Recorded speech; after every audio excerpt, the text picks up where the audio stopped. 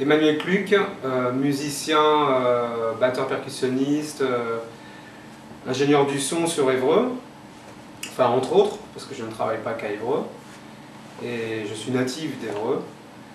Donc ma jeunesse sur Évreux, elle a été un peu comme tous les jeunes d'Évreux, sauf que j'avais la chance d'avoir dans mon village une boîte soul, rock, qui s'appelait le Wayside, donc ça c'était génial, parce que du coup on y allait à pied.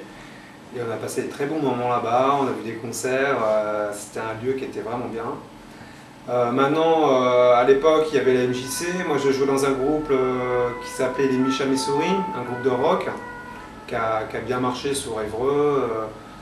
Et j'étais pas mal, je travaillais en tant que bénévole à la MJC, sur les premiers festivals rock, et à des expos, à l'abordage. Donc, oui, j'ai passé une jeunesse qui était assez agréable.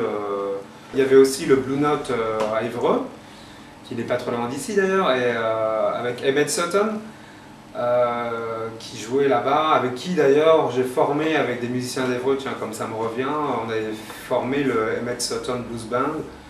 On faisait beaucoup de... c'était de la reprise Rhythm and Blues, mais bon voilà, c'était une très belle expérience avec Emmett qui nous a quittés d'ailleurs il y a quelques années maintenant. Et on se produisait dans des bars à Évreux, il y a des endroits où on pouvait jouer, c'était le Paris Deauville à l'époque. Après, il y avait le Blue Note, on avait fait le festival blues de Cléon, on avait fait pas mal d'endroits, plusieurs festivals. On avait la mère du clavier en fait qui était tourneur à l'époque, donc elle avait un petit carnet d'adresses qui nous était bien utile. Et donc voilà, il y avait eu ça. Après, dans mes débuts musicaux, en fait, j'ai commencé la musique avec des gens de mon village, des potes du village, voilà. On s'est mis à faire de la musique et puis après on a fait du café-concert, des petits bars un peu partout dans la région, on faisait de la reprise et voilà, c'est parti comme ça.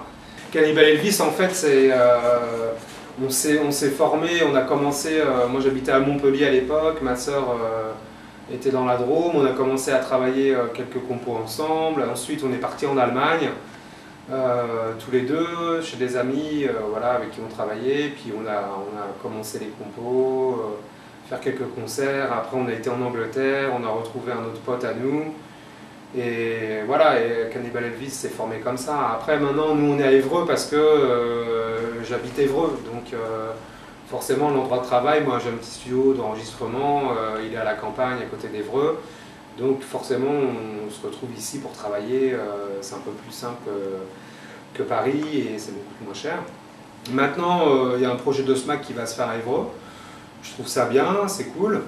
J'espère que, surtout par rapport à ce projet de SMAC, ça va être beaucoup plus ouvert par rapport aux groupes locaux pour des aides, parce qu'il faut aussi privilégier, c'est bien de faire des résidences, mais il faut aussi... il ne faut pas oublier qu'il y a des groupes, je ne parle pas que pour Cannibal Elvis, mais je parle pour tous les groupes d'Évreux, voilà, ces groupes, ils ont besoin d'aide et je pense qu'une fois que tout ça, ça sera installé par rapport à la SMAC, j'espère qu'ils prendront du temps et puis qu'ils prendront conscience aussi qu'il faut mettre un petit coup de boost, pas toujours sur les mêmes, être un peu plus éclectique, je dirais. Mais la SMAC, c'est la musique. Et c'est bien, mais aussi il ne faut pas oublier qu'il y a des artistes aussi, je reviens sur ce que je disais tout à l'heure, des comédiens, des plasticiens qui aussi ont besoin d'un endroit. Donc voilà, et après maintenant je sais que tout ça c'est de l'argent, ça coûte cher, parce qu'on doit toujours rendre des comptes en fait, on rend des comptes, mais après quand il suffit de nous aider ou on a des projets pour faire quelque chose, et ben là les comptes nous on les a plus par rapport à l'administration. Hein, tout ce qu'on nous dit c'est qu'il n'y a plus d'argent et tout, et puis l'argent en fait il va ailleurs. Donc il faut arrêter Nous on veut bien rendre des comptes, mais regardez bien nos comptes et donnez-nous de l'argent pour nous aider C'est ça aussi qui est important. Oui, la SMAC, ça fait 10 ans que le projet, on attend pour l'avoir et je pense que ça sera prioritaire, mais après il ne faut pas oublier qu'il y a d'autres choses derrière, qu'il y a les usines de Navarre qui sont là, qui attendent pour voir des artistes ou des compagnies de théâtre s'installer ici pour qu'ils aient un lieu pour travailler et pour créer. En Allemagne, il y a beaucoup de culturel, il y a beaucoup d'underground, enfin underground. C'est un large mot, faut pas, underground c'est pas non plus que des rockers, des drogués, des machins. C'est aussi underground, c'est aussi les gens qui se réalisent avec peu de moyens. Ça veut dire qu'ils n'ont pas d'aide de l'État, ils n'attendent pas des aides de l'État. C'est des gens, ils vont trouver des vieilles usines et puis ils vont les réhabiliter par eux-mêmes. Ils vont se débrouiller parce qu'en Allemagne c'est beaucoup de communautés et les gens, voilà, quand ils ont un projet, il y en a eu plusieurs en Allemagne. À Berlin, il y a ce gros centre culturel qui accueille des artistes. Et voilà, ici en France, c'est sûr que tu commences à faire ça, au bout de 2 mois, tu as la police, les CRS, tout le tralala, et puis c'est un coup de baguette magique sur la tronche qu'on te fait comprendre gentiment qu'il faut partir. Gentiment. Donc, mais après, voilà, c'est 2 cultures différentes. C'est vrai que moi, quand j'ai vécu en Allemagne, j'ai adoré toutes ces expériences que j'ai eues dans ces lieux, de rencontrer ces gens et de voir ce qu'ils ont fait de lieux, de vieilles usines. Et avec un peu d'organisation, ça tournait bien, quoi. Il y a aussi un autre exemple, il y a les anciennes usines LU de Nantes qui ont bien marché sur le début parce qu'en fait, il faut faire attention à ça. C'est qu'il ne faut pas non plus trop se renfermer. Et le problème de l'U à Nantes, c'est qu'il y a eu beaucoup d'assos, mais c'était quand même un milieu assez fermé et du coup ça a perdu et ça s'est un peu cassé la gueule. Enfin.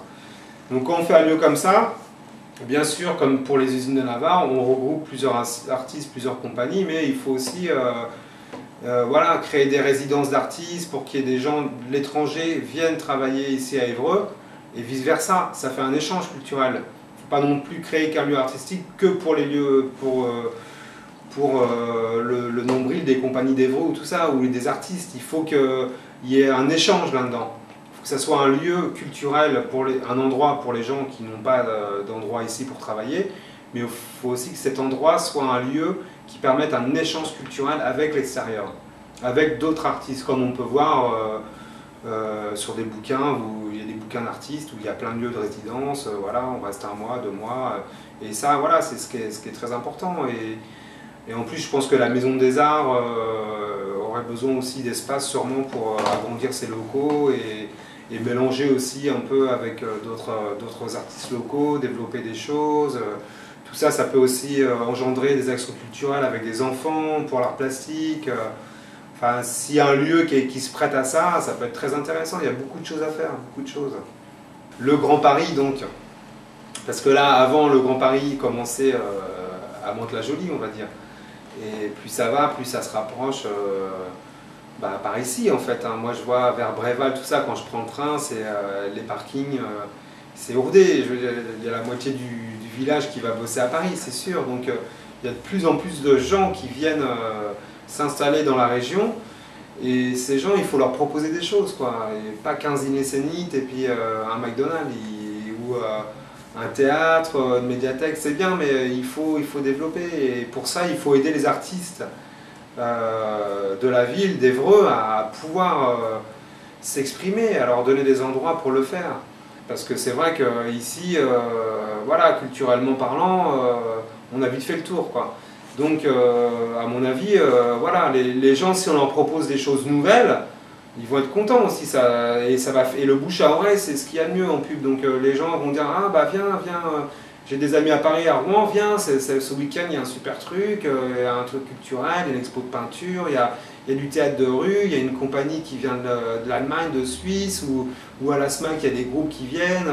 Et voilà, c'est ce qui fait venir des gens, c'est ce qui fait vivre une ville aussi, quoi. Et après, pourquoi pas les étudiants, quoi. Parce que les étudiants Enfin moi, tant qu'étudiant, à 18 ans, je passe mon bac, on me dit tu vas faire ta fac à Évreux, je fais non, t'es fou. Moi, je vais aller à Toulouse, je vais aller à Montpellier, ou je vais aller à Rennes, ou je vais aller à Paris. Je vais aller dans les endroits où, si tu veux, quand j'ai envie de sortir de mon boulot d'étudiant, eh ben, je sors, il se passe des choses. Et voilà, moi j'habitais 6 ans à Montpellier, donc je sais de quoi je parle. Et j'habitais à Paris aussi, je sais de quoi je parle. Je sais que ces endroits-là, c'est les endroits où on s'embête jamais. Il y a toujours quelque chose, quoi. Et quand j'étais à Montpellier, ma copine elle était sculpteur sur métaux.